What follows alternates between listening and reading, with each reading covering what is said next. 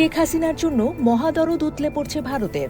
সবশেষ শত শত লোককে হত্যা করে পালানো মানুষটিকে ভারত বলছে বন্ধু। তবে বিস্ময়ের শেষ নেই সেখানেই। ঘটনার ঘনঘটা গড়িয়েছে আরও বহুদূর।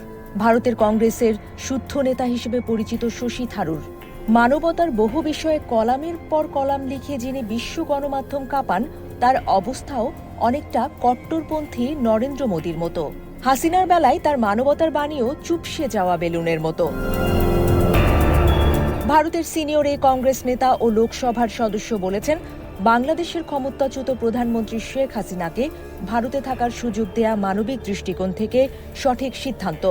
তিনি মনে করেন, দীর্ঘদিনের মিত্র হিসেবে ভারতের উচিত ছিল তাকে নিরাপদ আশ্রয় দেয়া, এবং ভারত সে দায়িত্বই পালন করছে।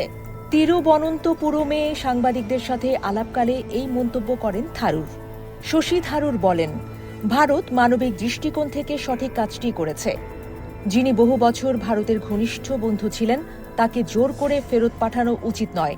সরকার এই পরিস্থিতিতে যথেষ্ট ধৈর্য ও সংবেদনশীলতা দেখাচ্ছে।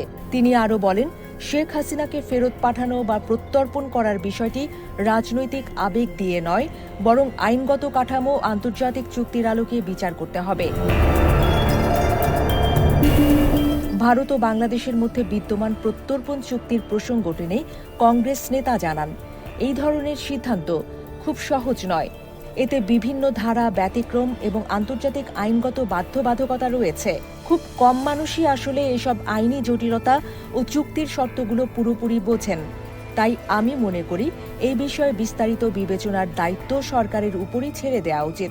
আসন্ন নির্বাচনের আগে ভোটারদের নিরাপত্তা নিশ্চিত করা বাংলাদেশের অন্তর্বর্তী সরকারের দায়িত্ব বলে মনে করেন শশী থারুর। তিনি বলেন, 2 মাসেরও কম সময়ের মধ্যে নির্বাচন হতে যাচ্ছে, কিন্তু এই সহিংস পরিবেশে ভীতি ও আতঙ্কের মধ্যে মানুষ কিভাবে ভোট দিতে যাবে? ভোটারদের নিরাপত্তা নিশ্চিত না করে কোনো নির্বাচনই বিশ্বাসযোগ্য হতে পারে না। ভারতের সাম্প্রতিক প্রতিবাদ প্রসঙ্গে আবার সুবোধ শশী মন্তব্য করেন, শান্তিপূর্ণ। বাংলাদেশের হাই কমিশনের সামনে চালানো তাণ্ডবেও মোদী ভক্ত এই কংগ্রেস নেতা শান্তি খুঁজে পাচ্ছেন। শশী বলেন, ভারতের মানুষ শান্তিপূর্ণভাবে প্রতিবাদ জানিয়েছে। ভারতে মানুষ গণতান্ত্রিক অধিকারের অংশ হিসেবে প্রতিবাদ করেছে, কিন্তু কোথাও সহিংসতা ঘটেনি, কোনো ধরনের লাঞ্ছনা বা আক্রমণ হয়নি। বাংলাদেশেও এই ধরনের শান্তিপূর্ণ প্রতিবাদের সংস্কৃতি গড়ে উঠতে হবে। অথচ বাংলাদেশের মিশনগুলোর সামনে রীতিমতো তাণ্ডব চালিয়েছে ভারতের উগ্রপন্থী হিন্দুত্ববাদীরা। শশী আরও বলেন, বর্তমানে যেই পরিস্থিতি চলছে তা শুধু রাজনৈতিক উত্তেজনা নয়, বরং আইনশৃঙ্খলার বড় চ্যালেঞ্জ। তিনি আশা প্রকাশ করেন, বাংলাদেশের কর্তৃপক্ষ দ্রুত পদক্ষেপ নিয়ে পরিস্থিতি নিয়ন্ত্রণে আনবে এবং সাধারণ মানুষের নিরাপত্তা নিশ্চিত করবে। শেখ হাসিনা বর্তমানে ভারতে অবস্থান করছেন। এই তথ্য সামনে আসার পর থেকেই বাংলাদেশ ও ভারতের রাজনৈতিক মহলে আলোচনা চলছে।